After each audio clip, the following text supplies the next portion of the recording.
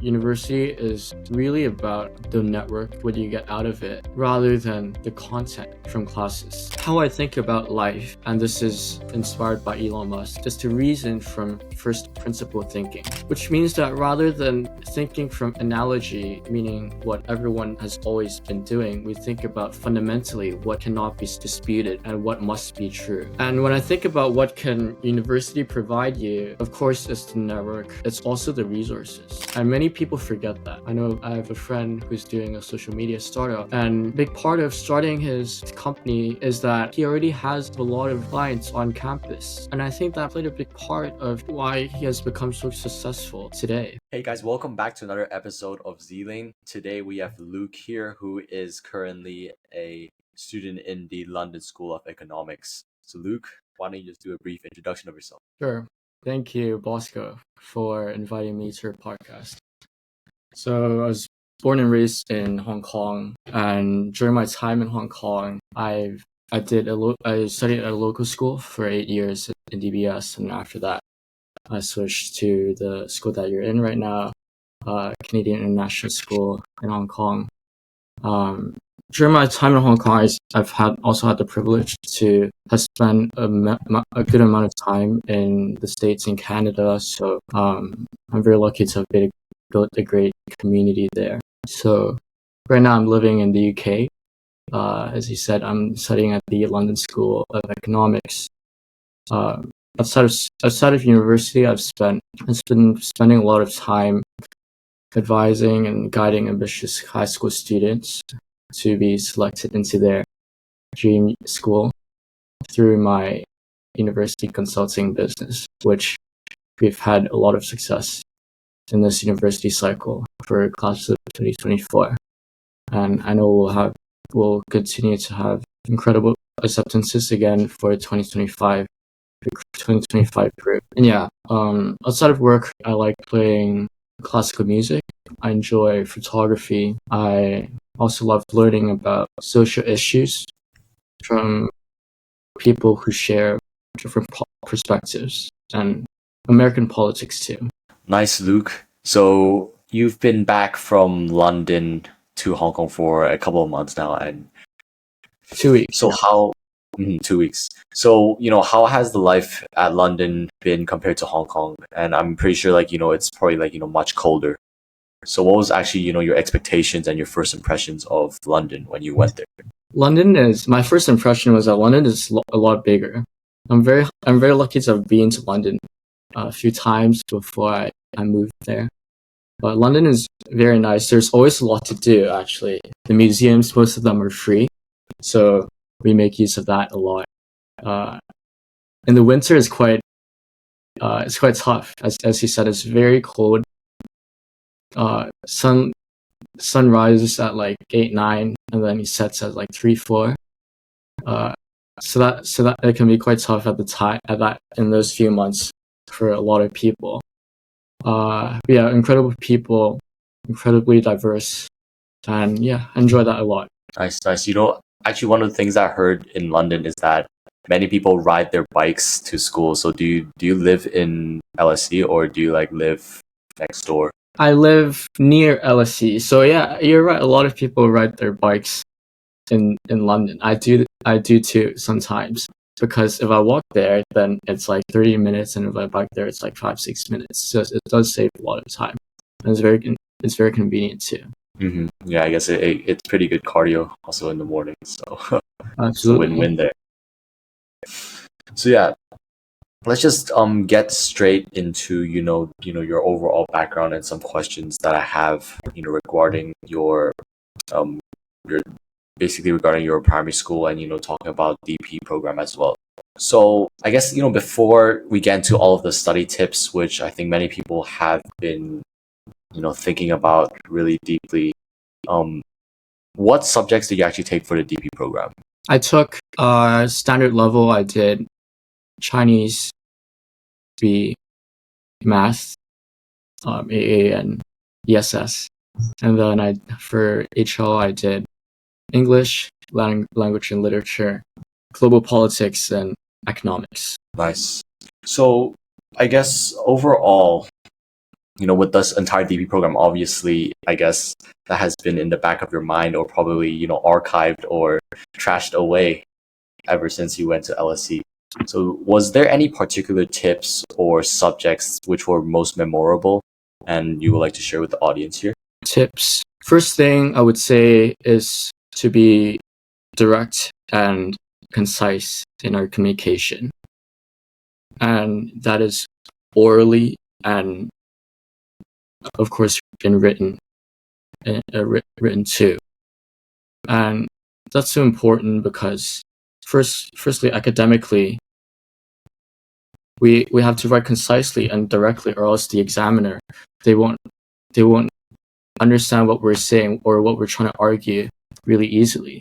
And that's a big part of IB, which is that the examiner has to be they don't have to put in a lot of effort to find your points. So your structure is really important when you're writing.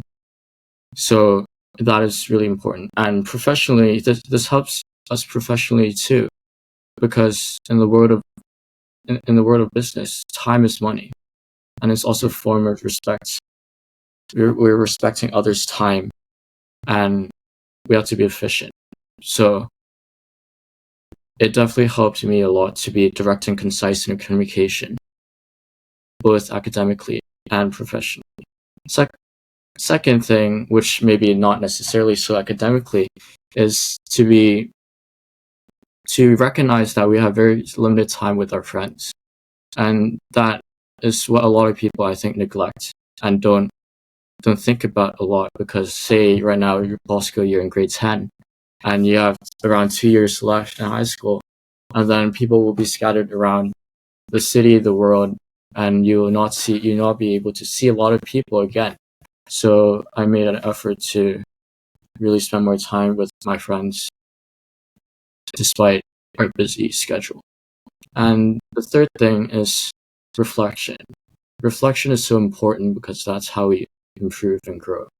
If we improve 1% every day, and it adds up and it compounds, we improve 37 times in a year. So to really reflect on how we can improve, whether it's our life, our writing, IB academically, relationships, that's so important.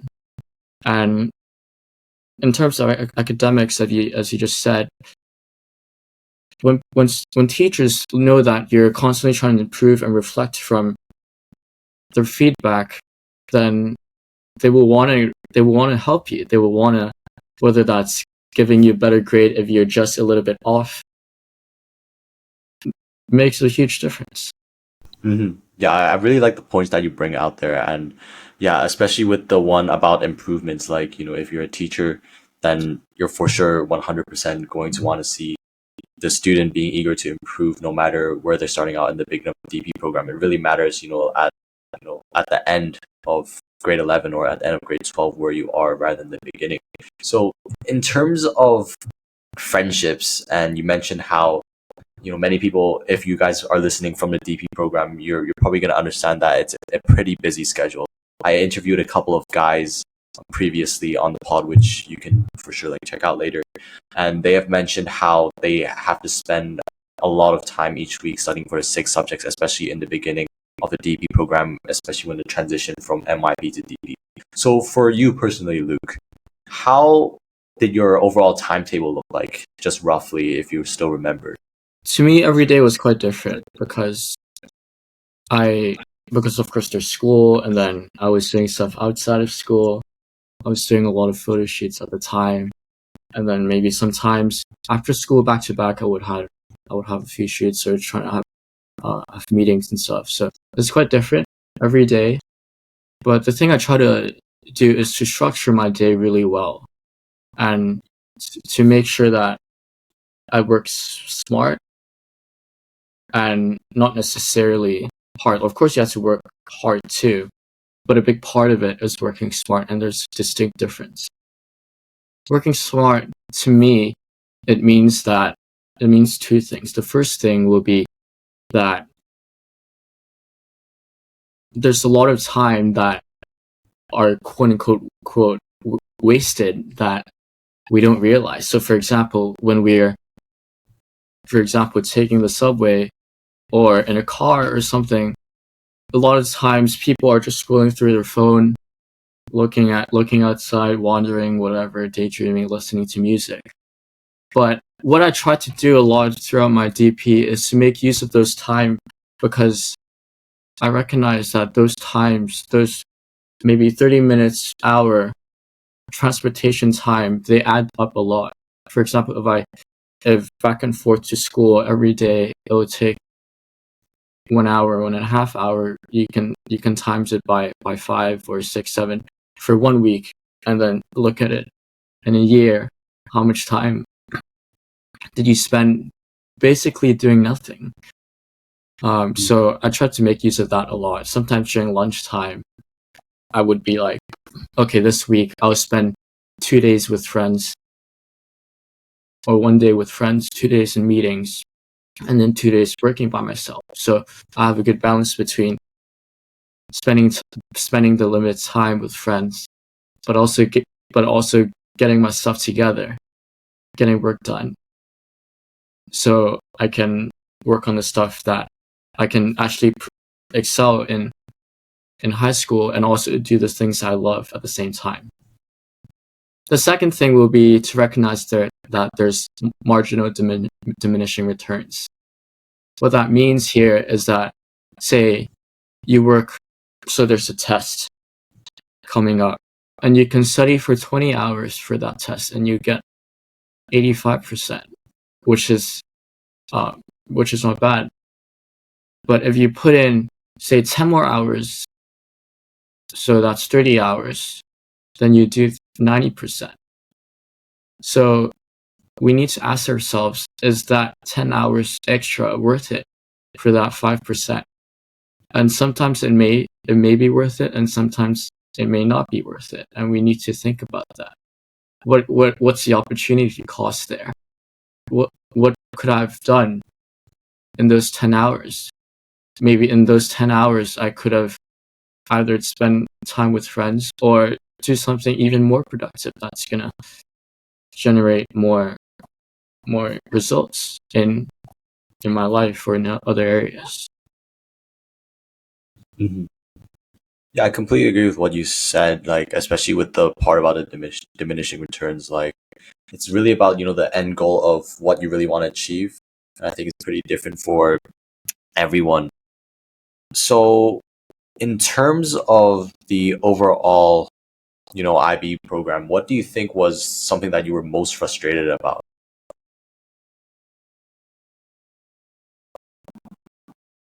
What was I most frustrated about?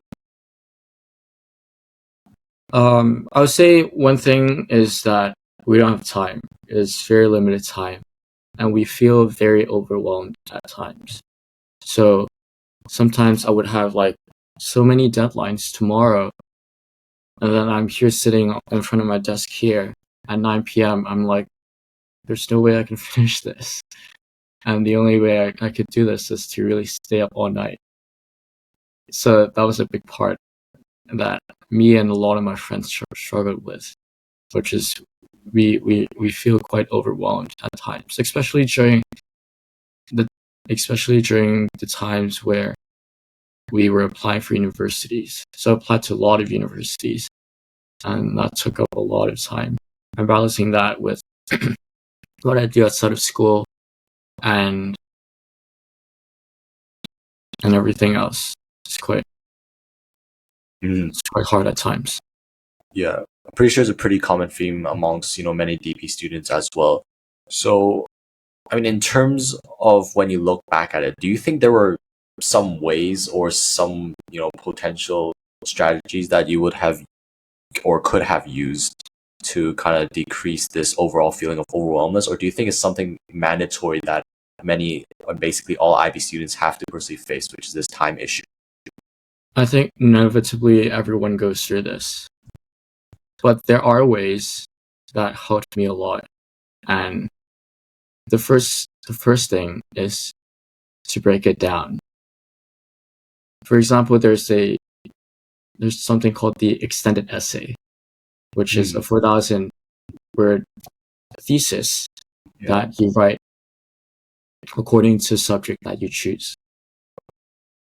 And I mean, 4,000 words, even for a uni student, there's no way you can finish it in 1 day or 2-3 days. And a big part of how I approach this is to really break it down. Because, I would be like, oh no, there's like 4,000 words, how am I supposed, like, where do I even start? So breaking it down by smaller pieces really help a lot, because it makes it easier to start. Because the problem with procrastination, like, what does procrastination mean? Procrastination is just the fear of doing something. People are afraid to start. We are all afraid to start. Like, it's like, how do I even start writing 4,000 words? That's due soon. So to break it down into, you're writing an introduction, and then maybe in this introduction you have like this point and that point, and then you really structure it really well and have a timeline on what you do. So this is what I do in university too. We have really long essays to write, and by really having a really clear outline, it helps a lot. And I know some of my friends, they struggle even with like really simple things, like I'm just in bed and I even struggle to get out of my bed to shower. And that's procrastination too. And how do we break this down even more? The first thing is just to put down your phone. Turn power off your phone. It's just one click. And that's a lot easier for people who struggle to like even leave the room and go to shower. I mean, step by step, it makes it a lot easier. Yeah, I guess this whole problem of having distractions is a pretty big problem and pretty common, and especially with, the access of technology. Like right now, I could be distracted by some kind of notification that pops up on my phone, or, something comes up on my computer. So, just being in this flow state, I think, is a really important key for everyone. And just getting started with something for 5 minutes, as pushing yourself to be there, it will automatically build up, and you'll find yourself, going through and going so deep into the subject or the thing that you're doing that you won't realize how much time has passed through. So just getting started, I think, is one of the biggest key points. So I guess let's talk a bit about your like university application. So how was like your personal statement? How was my personal statement? Yeah, and like what was your I would say like the biggest tip that you have there? Well, I wrote a lot of personal statements, and because I applied to a lot of universities, and my biggest tip would be, again, it's communication is everything. There's 3 things that I would say that I tell my students a lot. The first thing, again, is to be direct and concise. Don't use a lot of passive tense. Use active tense. I'm doing this. I'm doing that. Actually, that's my second point. To use active tense only. Be clearer and highlight the subject who is doing the action, who is you. You're doing this. You did this. You did that. Rather than, I was given blah blah blah, or my boss told me to do that. And the third thing is to never say that, I'm passionate, I'm fascinated by it. That's a lot of that's a big part of why people get rejected from universities in North America and the UK. They say that, I'm passionate by, I'm fascinated, I'm motivated by. We need to demonstrate that. Like, by merely saying that, that's not convincing enough. We need to persuade examiner that we are actually doing what we're doing. rather than saying, "Oh, I'm interested in this." No one would be convinced by that. Yeah, I like your point. Like, so basically having like a show not tell mindset, right? Like if, like for example, if you're really into business, like there's no point of saying I really like doing business, right? And then if you don't have any examples, then like how can you justify this point? Like how can you justify that you're truly interested in this thing? It's pretty And the thing is, big. people will be able to tell that you're passionate about something if you're working on three things that are consistent to a theme. If there's a theme from the three things that you're working on, they will be able to tell automatically, and that's a lot more convincing than you telling them, "Oh, I'm passionate about business." 100%. So I guess with the overall university application, like how many universities did you apply to, and how was like your overall decision making in selecting LSE compared to other universities? I applied to a lot, like I would say like 28. 28. That's not like a normal number of universities that people um, apply to. So at the time, I was very pessimistic. I was like, "Oh, I'm literally going to community college." But in reality, I was doing fine. I worked hard, worked smart, and in terms of choosing universities, I was debating between the offer I got from LSE and the offer I got from NYU. And I'm someone who's been exposed to New York a lot. I spent a lot of time in New York, especially in the past few years. So I really wanted to challenge myself and to learn more about European culture and to expose myself to those people on how they work, how they communicate with each other, how they interact with each other, and to understand how they think. That's a big part of why I chose to pursue LSE. So 28 universities. So that's like 28 different personal statements, basically. All right. Well, some universities they don't require personal statements. Some you need like multiple. Like I think UBC was like 6 or something, and then there's like interviews and all that.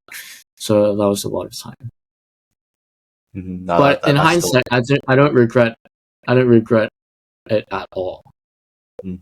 I never thought about applying to the UK, and in fact, I only thought about applying like 2 months to the UK 2 months before the deadline.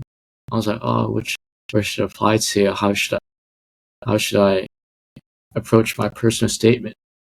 And I'm glad I did, because if I weren't pessimistic or realistic, I wouldn't have been where I am right now. So I guess like like if you don't mind sharing like a bit more specifically, like I guess there will be some people who are watching this and they're probably hoping to get into LSE, to do some kind of bachelor's or something. Was there any specific tips or strategies that you used that you think actually helped you get into LSE with your application? For the UK, a big part of it. So there's three main parts. The first is grades. Grades is so important. If you don't meet their minimum requirement, they won't even look at your personal statement. So that's the first part. Grades really important. Same as the US. The US grades is also extremely important. And of course, personal statement. So the second one is personal statement. Personal statement has to be stellar. It has to be incredible. Every single word, every single vocabulary you choose, how you structure each sentence has to be meticulously thought out. Like UK statement, it's impossible to do it in one day or maybe even a week. Really to edit many times. Sometimes I'm on the bus and it would be like, I will look through it again and maybe I'll change one word. And I'm like, oh, this word I could use this vocabulary better. And then maybe, oh, if someone wanted to see my personal statement, And then we were reading it together. And I'm like, okay, maybe this sentence I can put it first, and then that sentence I'll put after. So really thinking about how we position our personal statement, as in like the words, the sentences, and all that. Again, communication is a big part. And then what else? Just look at the course description. That's a big part. So for all the UK schools, if you look into their website, and for that major or course specifically, they have a really clear course description in their page. And if you use the content there, and link it to your experience, then it would be like, oh wow, you're literally a perfect fit to our course. Mhm. So that's a big part of it.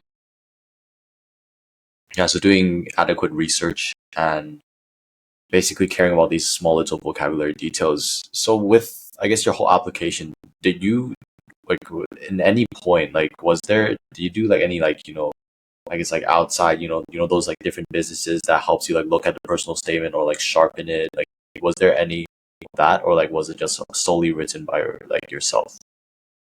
And do you think that's helpful also? I actually know a few people who used those consulting services, and some of them has had great results, some of them haven't. So it really depends on who you find. So I didn't use any because I did a lot of research. I did a lot of research for at least 2 years. And I was really lucky because I had friends who were studying in different universities too when I was applying for universities. So I asked them for a lot of advice. They helped me look through my personal statement, and that helped a lot. But a big part of it is really the research that I did myself, and talking to people was a really big part of it. So I actually visited a lot of campuses in the US, and talking to students there, talking to admissions officers there was a big part.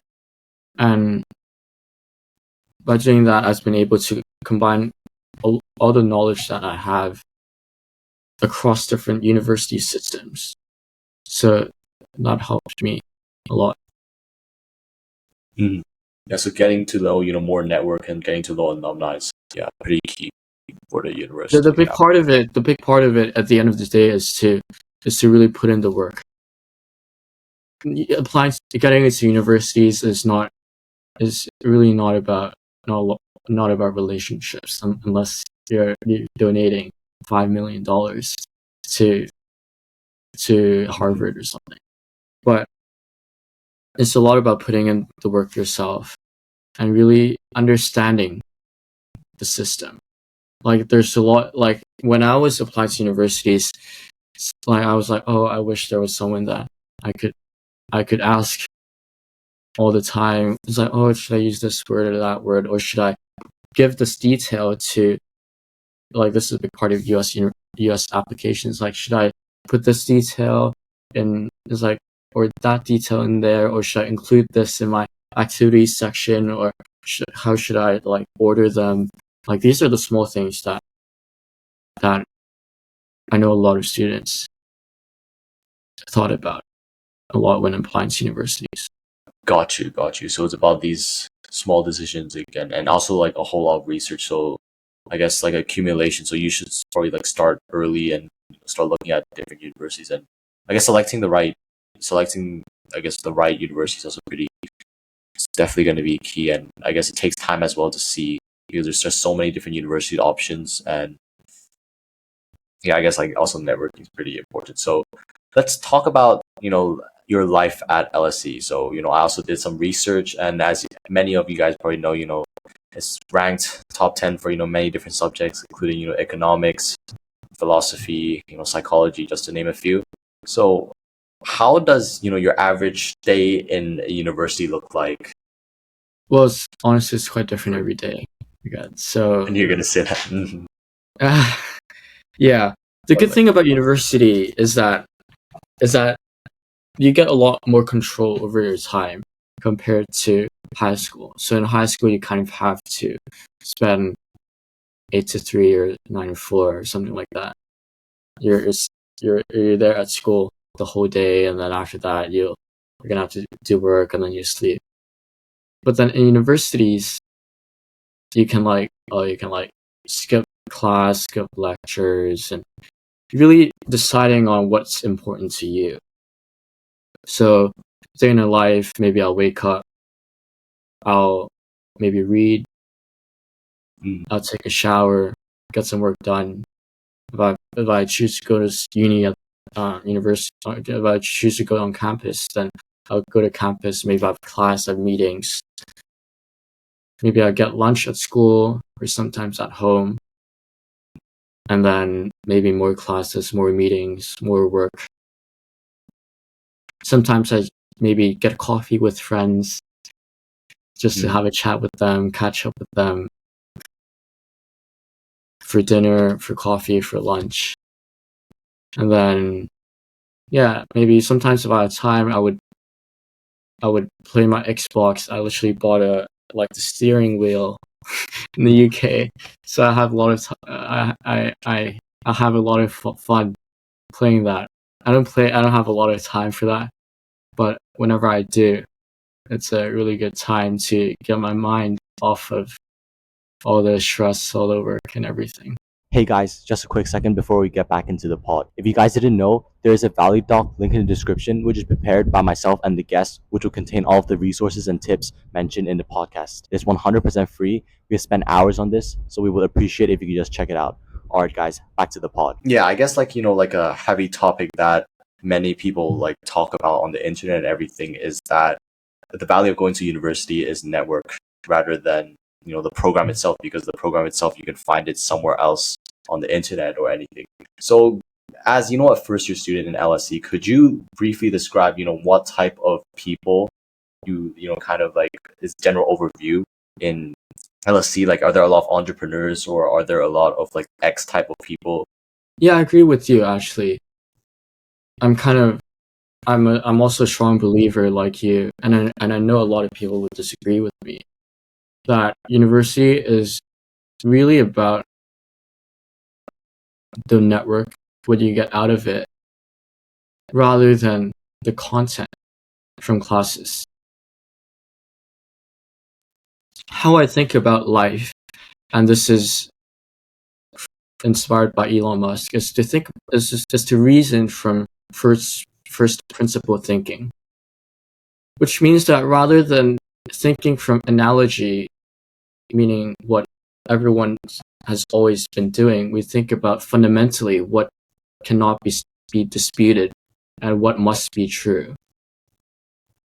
And when I think about what can university provide you, of course it's the network, but it's also the resources. And many people forget that. And many people think about, it's the classes, it's the professors. And yes, that's a big part of it, but it's also the resources, the environment plays a big part of university. And to your question about entrepreneurship, there are some entrepreneurs in LSE, and we have a club for that. It's called LSE Gen or LSE Generate. And entrepreneurs go there, gather, and meet with like-minded people. And I think that's a big part of university. I know I have a friend who's doing a social media startup, and a big part of starting his company is that he already have a lot of clients on campus.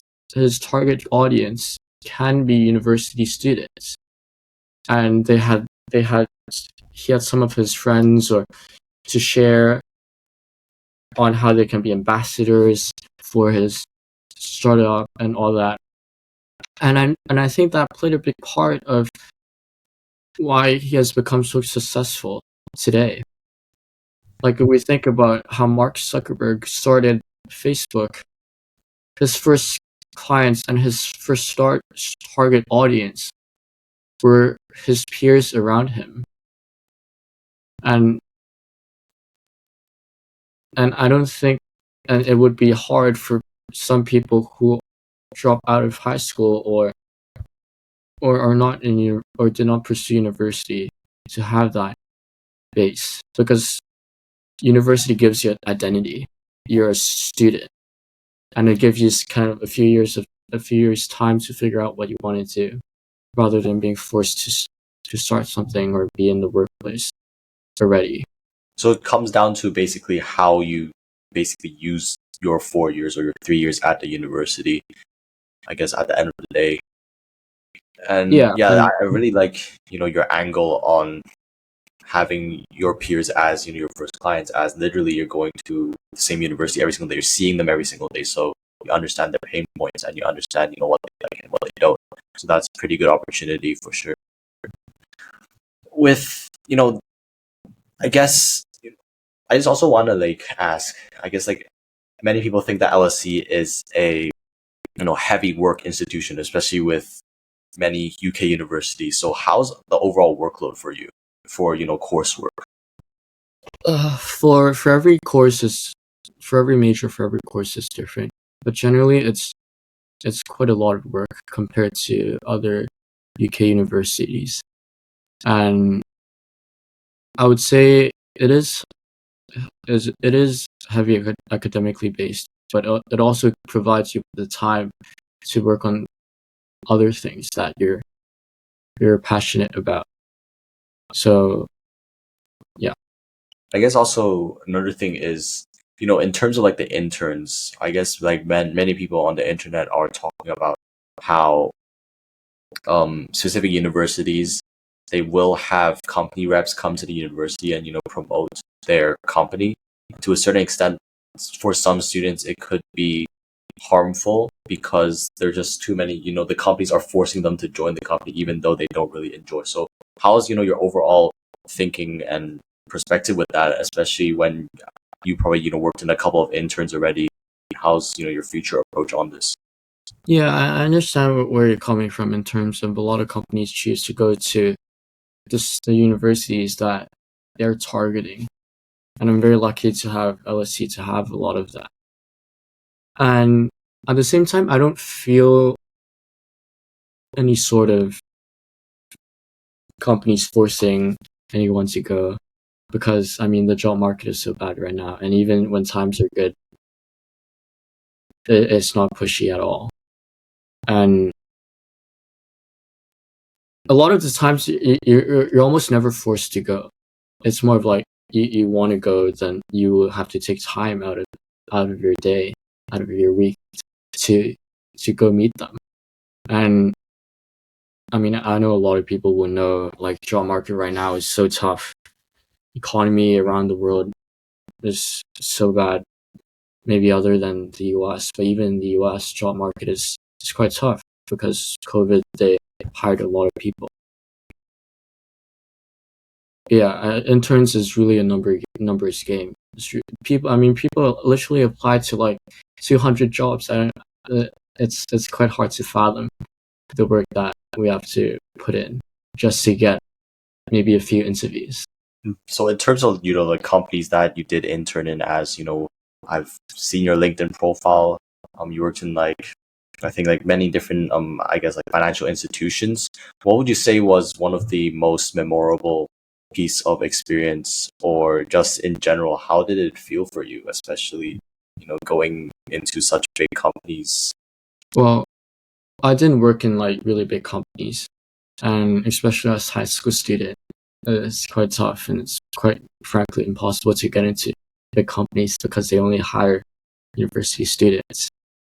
But in terms of memorable, I wouldn't say there's one particularly, but what I got out of it is because I was lucky enough to intern in different countries. So I was in Hong Kong, New York, and Shanghai, and it's for me to really understand how, and instead of experience, how people work and communicate with each other. And that's a big thing if you want to go into selling. I mean, the world of marketing, the world of communication, like you, Bosco. That's a big part. Is really to empathize with people and understand, think from other people's, think about where they come from, their culture, what they're used to, and things like that. And for example, one example would be, maybe this is not necessarily in the workplace all the time, but the gift giving is a big one. For example, in Asian cultures, if you receive a gift, you can't like automatically be like, oh, thank you, let me look at it. Like the norm is kind of like, oh, like, oh, no, this is too much. No, me. Mhm. And then after like 10 minutes, you'll be like, okay, if you insist, thank you. And then you would put it on the side rather than opening it. And in Western cultures, if you be like, okay, no need, that would be rude and disrespectful, because it's like, oh, I selected this gift for you and you don't want that. Like, it's like you need to be okay. Oh, thank you. I'm so. Oh, I love this. So that's a big part. So that's one example. The second example would be in Asia, in Asian workplace, or even Asian in general. It's a lot about face, right? Not only do you have to like let them save face, it's just so important about face. And whereas in the US, it's more direct. You tell them how you feel about something, how you feel about this deal. Whereas in China, for example, it's hard to know what they think about. For example, you present this project, you present this deal to the prospect, and then at the end of the call, you don't even know what they think about it, unfortunately. And that's a big part of understanding different cultures. So as you've mentioned, the different company culture, I think that's a pretty important experience as well. So if we transition to, more of the topic of entrepreneurship as a whole, and as we've discussed previously before on the call, you did start your own startup, Aperture Portraits, which you started back in grade 9, which was actually pretty insane because if you're a normal teenager, you probably wouldn't start your own startup when you're grade 8 or grade 9 at such a young age, right? So could you, let us know, like, what was the overall motive, or what was the overall goal of starting this in the beginning? So actually, I will start a little bit before that, around grade 8, when I was in DBS. I wanted my own camera, and because I didn't have my own camera, and I wanted one, so I started to resell secondhand stuff, like secondhand camera and stuff like that, with the little amount of money I had. Maybe I saved up $2,000-3,000 Hong Kong, and that was not enough to buy the one that I wanted to buy, which was like around 10,000, I think. And that was a lot of money for me at the time, being a grade 8, grade 9 student. So I started reselling secondhand stuff, and so I did that for around a year, and I quite enjoyed it, actually. But over time, I wanted to do more sort of project-based stuff, and also meet new people from different backgrounds. So that's when I started to do photo shoots for people, and I started shooting for free. And then over time, started charging, and then charged more. So So like back then, were you like thinking of scaling this entire startup, or maybe like having this as one of your income sources for the long term, or was it just something for like a side hobby to explore photography? it was more, I would say it's more of a hobby or like a side thing, because over time it's quite hard. I mean, it's definitely possible, but it's not what I want to scale a lot. because I mean, at the end of the day, it's my hobby, and what I realized is if you turn a hobby into business, you lose that hobby. So I over time, like right now, I only take referrals, and mostly referrals and existing clients, and I don't reach out to new prospects anymore. So I'm only taking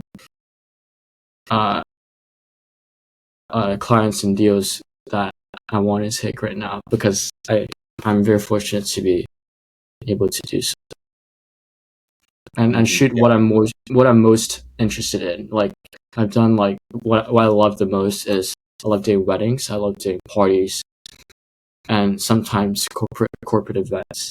And what I don't like is sometimes portraits and things like that. I love being. I want to be part of like people's journey. Like sometimes they have like birthday parties, and then I meet their friends, and then in their friends say event or party, I start to meet like a whole community, like their whole community, and it's almost like I'm a part of them now. So I love it. Yeah. So in terms of like the entire business, or should I say like side hobby, do you currently like have like a team, or do you work solo? Mostly solo, and sometimes I have people coming to help me, but I operate it myself. Nice. So if someone was watching and they were like a grade 9 or grade 8 or grade 10 student who wants to start like a business, what would you say is your biggest takeaway or your biggest advice from Aperture Portraits? To just do it. I mean, there's nothing to lose, honestly. When you're grade 9, grade 10, it may seem like you have a lot of work to do, but in reality, if you ask any DP students or university students, the thing is, like, grade 9, grade 10, the workload is nothing, honestly.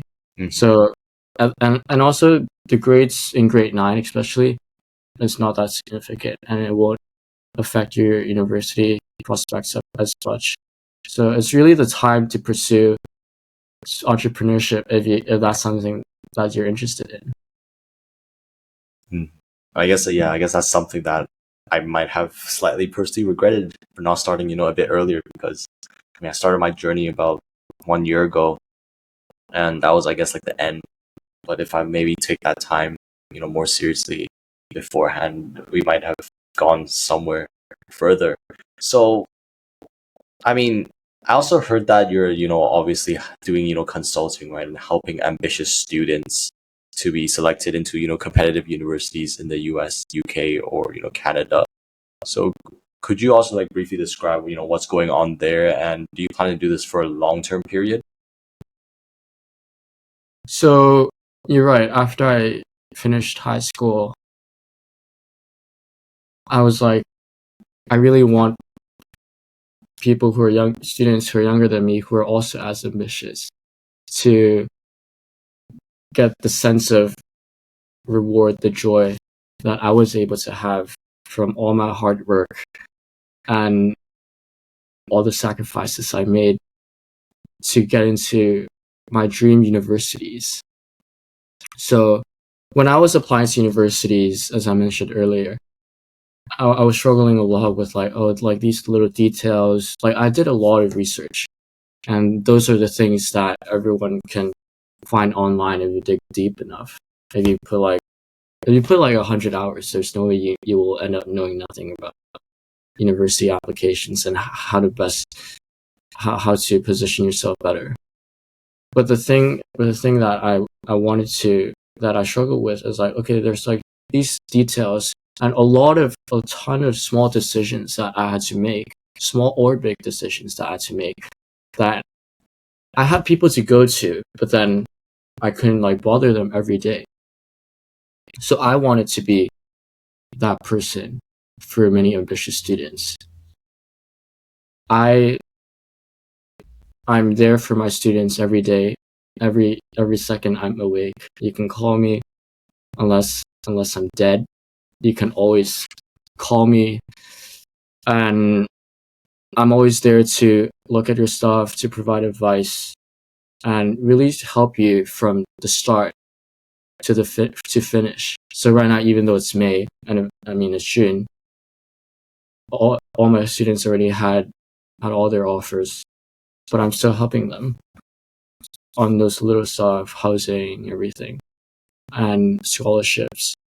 So I want to be there for ambitious students, so I can provide advice for them from the start to finish and achieve the incredible results that I was lucky enough to be able to have. And all this was done, voluntarily, or is this like an overall business, or do you have like a specific, package? Right. So it's a lump sum package. So which includes everything from the start to finish, and it depends on what country that you want to apply to and want help on. So it's either US, US, which includes Canada, or you can do UK, which includes Hong Kong too. So or both. And some people pursue want me to help with them with both, and if they invest in that lump sum, then I can help them with everything on uni apps. Nice. Sounds pretty inspiring. Maybe I'll actually probably think of something similar in the future, but doing something, I guess, business related. And I guess one of the best leverage that everyone can take is overcoming a certain problem and then teaching it back to people who are behind you in your path, right? And the big thing, yeah, you're right. And the big thing that I see a lot of other consulting businesses out there, because I did look into them, is that everything is commercialized for them, and they can't be there for you all the time. Whereas I really want results. I'm really there to provide results for my students. And I literally just got through this like 1-2 years ago. So I completely understand, and I feel the pressure, and I understand what students at that stage are going through. So I relate to them, I feel them, I understand them. 100%. That's a really important point with any business. You have to actually do it, right, rather than just say that you are an expert in that field if you haven't gone through all the hard stuff that's going on. I'm pretty sure this is going to be a really good funnel, for the business, especially when anyone who's interested, feel free to reach out to Luke. And I guess, like, overall, do you have like a certain client cap that you have in mind right now? So if, let's just say, for example, this podcast blows up, gets millions of views, and like, will you be expanding the team, or do you just want to? Is there like a qualification process, or any thoughts on that yet? Yeah. So in terms of qualifications, you need to be ambitious, and I only want to help people who are dedicated to their work. I don't want to like chase you on your stuff every single day. I can if I can, but I'm also very busy. And yeah, there is a cap. I only want to help several students on their uni applications, because of course I want to dedicate all my resources to them rather than doing it merely for money. And yeah. Yeah, nice. I guess it's the personalization, and I guess rather than taking all like as much quantity, it's better to scale in quality and really work with the students that are truly ambitious. So do you plan on having some kind of some kind of process for it? Like, do they have to take a test, or are there certain criteria that you're looking for on their like LinkedIn or app or like resume? Yeah, so we'll have a chat with I'll have a chat with the students. Some of the families want to involve too, so I'll talk to their parents. We'll have a call, or we'll meet in person if we're in the same city, and I want them to think about whether I'm a good fit for them and whether they're a good fit for what I'm best at too. So we'll really understand each other, what value I can provide, and what they think is best for their student.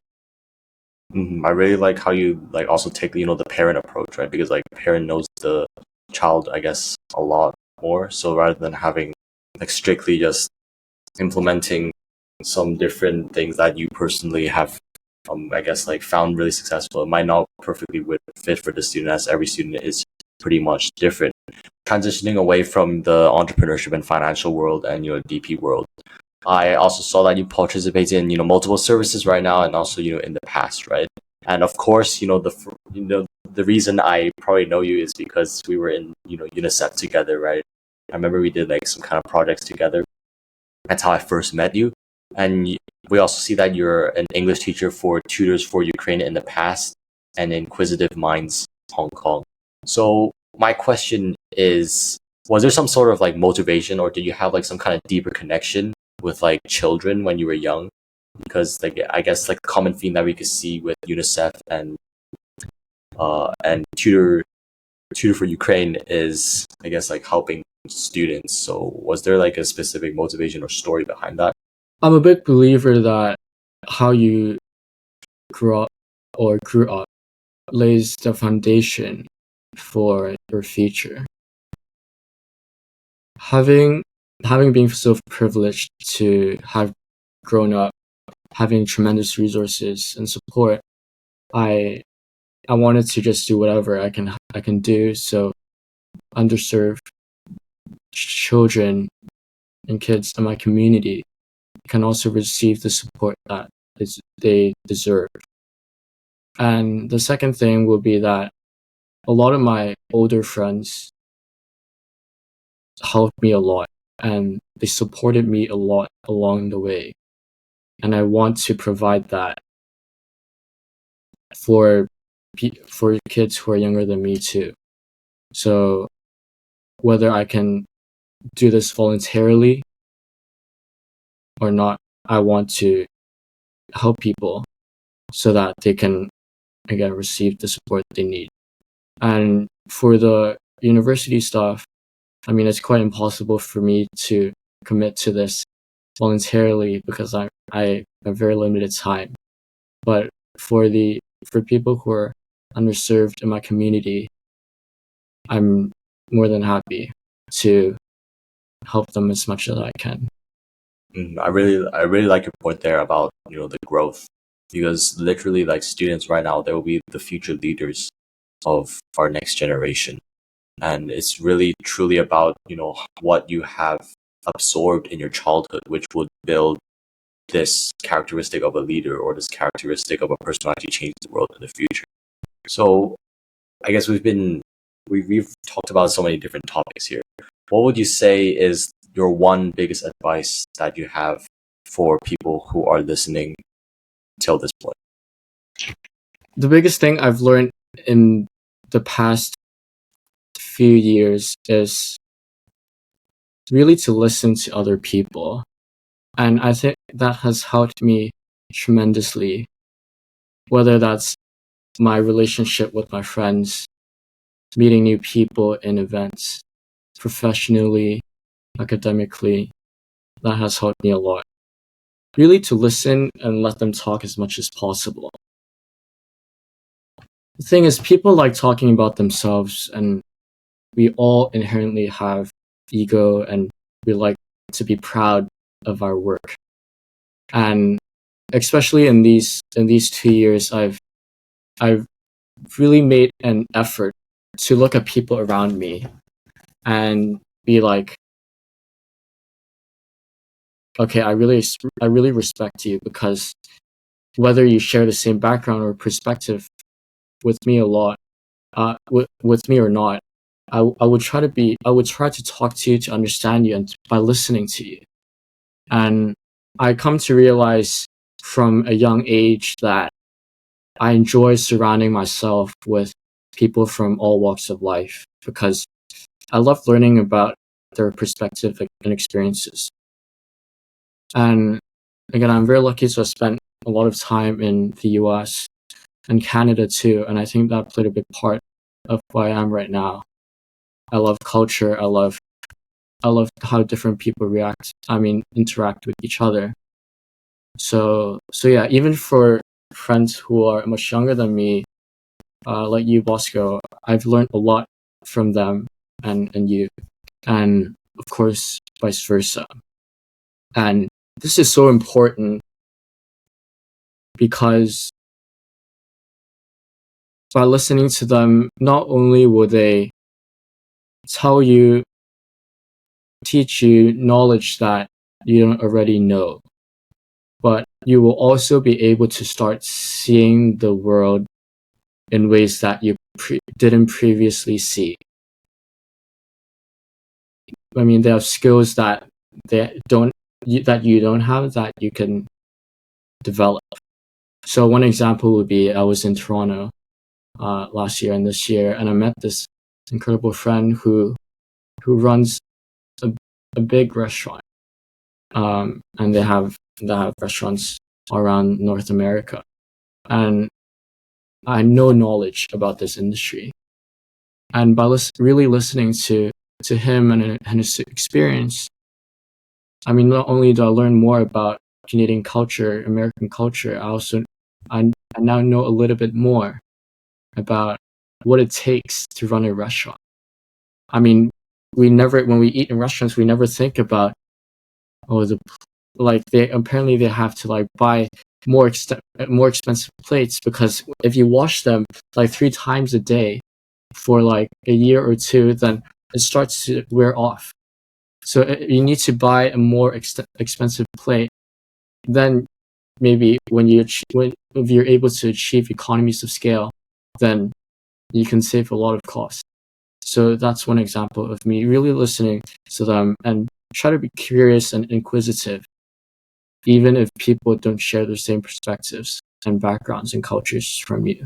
Yeah, I personally learned a lot from you as well, and this is one of the main reasons I guess I personally started with the podcast, is to kind of allow people to see different perspectives, not only with IB tips and stuff, right, but also share their own story and really let other people like spark some ideas in their mind. And I guess just being able to open up to yourself, to talking to other people, it will eventually opportunities and ideas will come to your mind because you talk to so many different people with so many different backgrounds.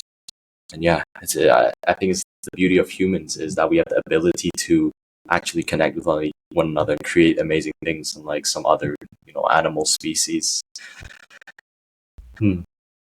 Yeah, so before we end with this podcast, I'm just really curious, but what are 3 titles or 3 books that you would recommend people to read? The first one is a very cliche old one, and that is what is that title again? How to Win Friends and Influence People by Dale Carnegie. Mm-hmm. And Yeah, even though that book is really old, I think it's from 1938, it's still very applicable to this day. So that's a big one. The second one would be Atomic Habits. I'm sure a lot of people heard of that. Atomic Habits is a big one. I love that. I read this when I was in grade 12. It was a really easy read, quite short. It's called Power to Change Lives. It's by my mom's friend, actually. And what it talks about is how she moved from very humble background in Hong Kong to America. And when she moved to America, she had nothing. And she talks about how he overcomes everything from having, basically no money, quite difficult living conditions. I think studied in community college or something. And then in the end, uh, getting into her dream school, UCLA, and trying to get the money to pay for college. And right now she's a really successful real estate. She has a really successful real estate company based in California or San Jose or something. And it was so incredibly inspiring. And what I got out of this is not only how the American dream is possible if you work hard, if you're resilient, and if you put in the work. And what I love about this a lot is she has this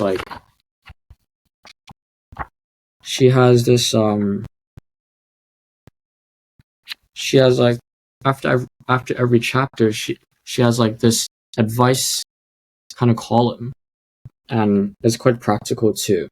So not only do you learn about her journey all the way from Hong Kong moving to America with nothing to pursue the American dream, you also get a lot of life advice from the book. So I think it's very inspiring.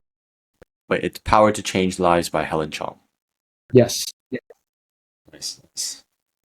For sure, put that in my reading list. Especially it's quite an easy read, honestly. I got through it really quickly. I just read it like in school between classes, before classes. It's good. Nice. Yeah, thanks for sharing those 3 books. So yeah, I really appreciate you hopping on to the podcast, Luke.